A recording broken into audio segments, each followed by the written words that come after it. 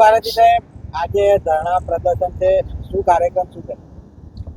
સમગ્ર ગુજરાતની અંદર ભારતીય જનતા પાર્ટીના કુશાસન સામે, આ ગુજરાતમાં વધતી જતી મોંઘવારી સામે, ગુજરાતમાં વધતા જતા ભ્રષ્ટાચાર સામે, ગુજરાતમાં વધતી જતી ગુનાખોરી સામે આજે ખેડા જિલ્લાના નડિયાદ તાલુકામાં આડીનાર મુકામે ધરણા પ્રદર્શન રાખ્યું છે. સમગ્ર જનતા ગુજરાતની આજે ત્રાહિમામ પોકારી રહી છે. ગેસના ભાવમાં વધારો, ડીઝલ પેટ્રોલના ભાવમાં વધારો, જીવન જરૂરિયાત ચીજોમાં વધારો અને છેલ્લે આ ચરોતરની જીવાદોરી જે કહેવાય અમૂલ ડેરીમાં પશુપાલકો પોતાનું જીવન ધોરણ ગુજારે, પશુપાલનનો વ્યવસાય કરીને તાજેતરમાં એક બેગ ઉપર દાણમાં 200 રૂપિયાનો વધારો કર્યો. આ બધાની સામે કોંગ્રેસ પરિવાર, કોંગ્રેસ તાલુકા જિલ્લા સમિતિ એ વિરોધ દર્શાવે છે, આક્રોશ વ્યક્ત કરે છે કે જેની ઉપર ખેતી ઉપર જે લોકો નભે છે, પશુપાલન ઉપર જે લોકો નભે છે, અને આટલો બધો તમે મોંઘવારીનો માર મારો, પડતા ઉપર પાટું તમે મારો, ખેડૂત કેવી રીતે જીવશે? પશુપાલક કેવી રીતે જીવશે? તાજેતરમાં ડીઝલના ભાવમાં વધારો થયો, ખેડૂતોને સિઝન આવી, ખેતી કામ કરવાના દિવસો આવ્યા, ડીઝલ મળે નહીં તો ખેડૂત ખેતી કેવી રીતે કરશે?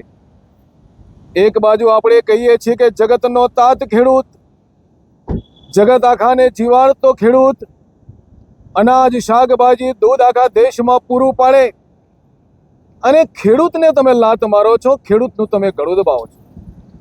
તાજેતરમાં કેટલાક ખેડૂતોએ વિરોધ કર્યો.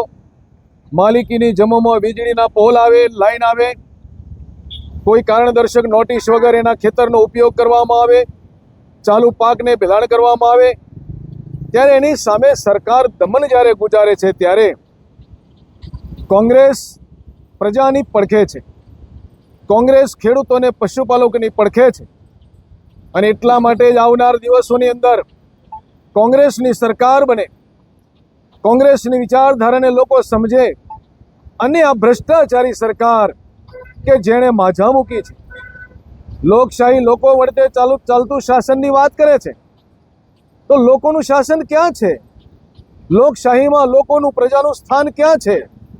લોકશાહીના મૂલ્યોનું જ્યારે હનન થઈ રહ્યું હોય, લોકશાહીનું જ્યારે ખૂન થઈ રહ્યું હોય, બેકારી અને ગરીબી જ્યારે વધી રહી હોય, ને આટલી બધી મોંઘવારી જ્યારે વધી રહી હોય, ત્યારે મોંઘવારીને વિરોધમાં અમારું આંદોલન છે. અને આવનાર દિવસોની અંદર સમગ્ર ગુજરાતના ગામે ગામ અમારું આંદોલન ચાલુ રહેશે. જી બાબુ,